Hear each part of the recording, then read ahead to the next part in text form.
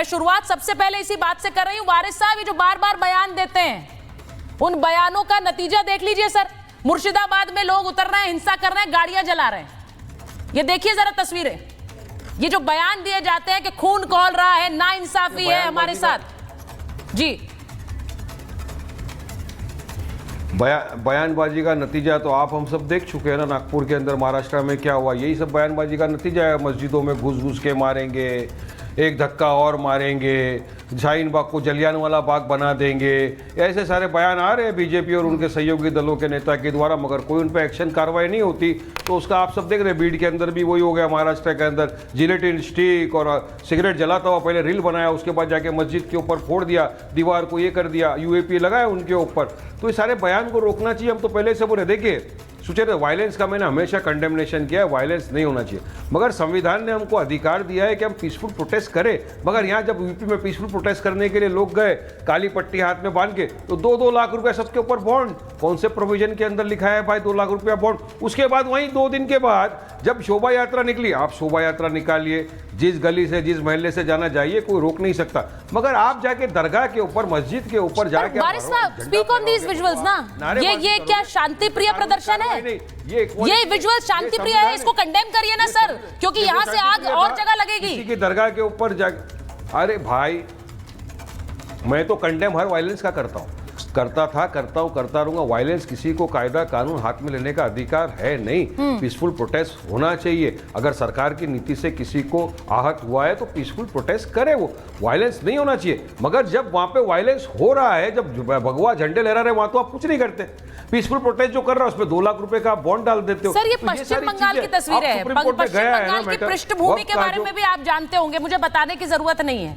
वहां पर तो रामनवमी के जुलूस को भी इजाजत नहीं दे रही थी मुख्यमंत्री। कोर्ट का हस्तक्षेप नहीं होता तो वो भी नहीं होते। मैं उस पर नहीं जाना चाहती हूं, लेकिन ये तस्वीरें डेंजरस है सर, ये खतरनाक है, इस देश के लिए अच्छी नहीं है ऐसी तस्वीरें अगर आएंगी हिंसा कर रहे हैं।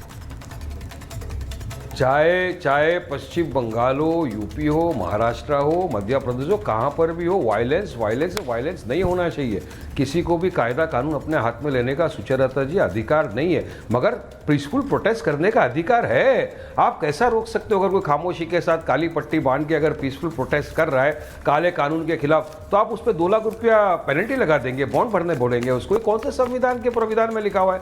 विष्णु जैन बैठे हुए मेरे मित्र, बताओ ना प्रोविजन ऑफ द लॉ जिसके अंदर आप पीसफुल प्रोटेस्टर के ऊपर इस तरह का बॉन्ड लगा सकते हो? नहीं है। मैं तो संविधान ने, मैं तो आज वारिस साहब एक और बड़ा मुद्दा लेकर आई हूं, और क्योंकि आप वकील हैं, विष्णु जी वकील हैं, मैं तो चाहती हूं इस पर बोले, क्योंकि शाजिया जी भी सुन रही। शाजिया जी, विष्णु जी जरा सुनिए। ये जो मुगलों के वंशज खुद को कहते हैं प्रिंस टूसी, ये कह रहे हैं इंटरनेशनल कोर्ट लेकर जाएंगे। विष्णु जी वो कह रहे हैं इस मामले को इंटरनेशनल कोर्ट ले जाएंगे, यूनाइटेड नेशंस में ले जाएंगे।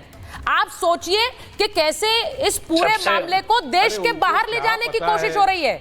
आप दोनों वकील हैं, आप इसे बेहतर समझते हैं। देखिए वो विष्णु जी आ रही हूँ। देखिए ऐसी बात है सुचरिता जी, हाँ।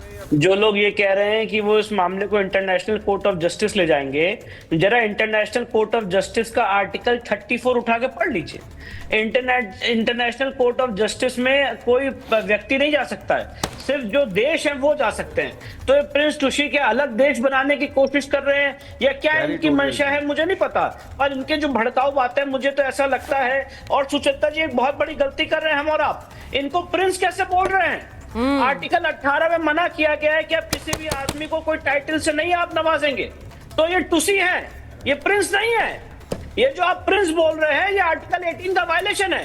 ऐसे प्रिंस बोलते बोलते अभी तमिलनाडु के नवाब ऑफ आरकोट को नवाब का टाइटल दे दिया गया, और वो आज तक चल रहा है। उसकी लड़ाई सुप्रीम कोर्ट में चल रही है, एक अलग विषय है। पर मैं यहाँ पे मेरे जो बहुत ही काबिल मित्र हैं वारिस भाई, इनसे पूछना चाहता हूं, आप बार बार कहते हैं कि हम वायलेंस का विरोध करते हैं। अरे आपके सामने जो विजुअल्स आ रहे हैं उसमें देखिए वारिस भाई, गाड़ी का नंबर है 786, उस गाड़ी को भी जला दिया गया। ये कौन सी मानसिकता के लोग हैं जो पूरे वेस्ट बंगाल को जला रहे हैं?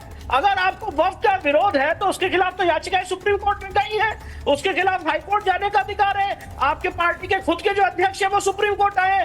पर ये जो वायलेंस हो रहा है, ये किस आधार पे हो रहा है? किस आधार पे गाड़ियां जलाई जा रही हैं? किस आधार पे अपने हाथ कानून को अपने हाथ में लिया जा रहा है? और ये क्या भड़काने वाली बात कही जा रही है टूसी द्वारा कि हम इंटरनेशनल कोर्ट जाएंगे, हमारे पास तैमूर का खून है। अरे भाई, अगर आपके पास तैमूर का खून है देश में लोगों के पास राणा सांगा का भी खून है, इस देश में लोगों के पास छत्रपति शिवाजी महाराज का भी खून है, इस देश में लोगों के पास संभाजी महाराज का भी खून है, इस देश में लोगों के पास महाराणा प्रताप का भी खून है। ये किस तरह की बातें हो रही हैं? हम यहाँ पे एक कानूनी प्रोविजन के ऊपर बात कर रहे हैं। मुझे जरा बताइए सुचरिता जी, आप किसी भी संपत्ति को अवैध संपत्ति घोषित कर देंगे, सरकारी संपत्ति को अवैध संपत्ति घोषित कर देंगे, अगर इस चीज को खत्म किया जा रहा है तो आप कह रहे हो कि हमारे संवैधानिक राइट्स का उल्लंघन हो गया। अगर आपको वर्ब बाय यूजर के कंसेप्ट को खत्म किया जा रहा है, तस्वीरें मैं जरा ये बताना चाह रही हूँ इस देश में हो क्या रहा है इस वक्त। विष्णु जी, आप तो वकील हैं, यहाँ पे खुद वारिस पठान साहब वकील हैं, वो आप लोग इस बात को समझते हैं भाई देश में अगर कोई मुद्दा है जो गरमाया है, जब देश के गृह मंत्री ने खुद कहा है कि इस मामले पर आप कोर्ट जा सकते हैं, आप जाइए अगर आपको लगता है नाइंसाफी है। ये कौन है जो आके बोल रहे हैं कि हम इंटरनेशनल कोर्ट चले जाएंगे, हम यूनाइटेड नेशंस चले जाएंगे? उसका असर देखिए क्या होता है इन बयानों का। वहां पर मुर्शिदाबाद में गाड़ियां फूंक दी गई हैं, कल मणिपुर में बीजेपी के नेता के घर में आग लगा दी। ये सब हो रहा है और ये सब इसी बात पर हो रहा है कि देश के मुसलमानों से एक बहुत बड़ी नाइंसाफी हो रही है। शाजिया जी बैठी हैं यहाँ पर। शाजिया जी मुझे बताइए, विष्णु जी ने बिल्कुल ठीक कहा, ये कोई प्रिंस क्यों कह रहे हैं? इनका नाम प्रिंस टूसी, प्रिंस क्यों है ये तो वो है जो ताजमहल पर दावा करते हैं, कहते हैं शाहजहां हमारे पूर्वज थे तो ताजमहल मेरा है। यही तो वक्फ कर रहा था और आज इन्हें अपनी संपत्तियों के डर सता रहा है तो ये प्रधानमंत्री को धमकी दे रहे हैं।